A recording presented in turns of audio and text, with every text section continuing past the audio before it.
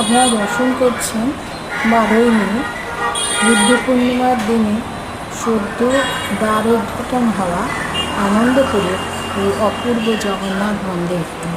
রাস্তার একবারে ধারেই মন্দিরটি, রুবি থেকে যে রাস্তা চলে গেছে আরবানা কমপ্লেক্সের দিকে, সেই রাস্তাতেই পড়বে এই সুন্দর মন্দির। এই যে আমি আস্তে আস্তে আপনাদের নিয়ে চলেছি মন্দিরের ভিতরে। আপনারা দর্শন করছেন কেমনভাবে এই সমস্ত ভক্তরা রয়েছে।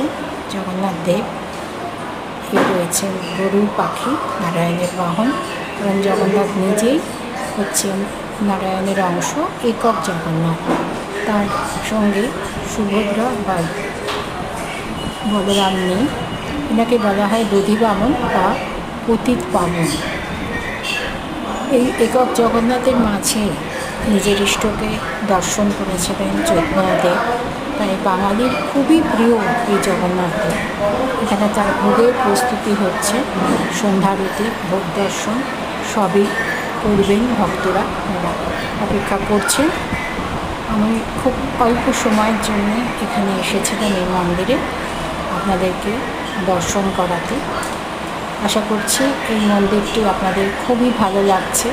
আপনারাও আসুন, খুব বেশি দূর নয়, 3C/1 আনন্দপুরের মিনিবাস একেবারে মন্দিরের সামনে আপনাদেরকে নামিয়ে দেবে। অপূর্বভাবে আপনারা এখানে দর্শন করতে পারেন এই জগন্নাথ।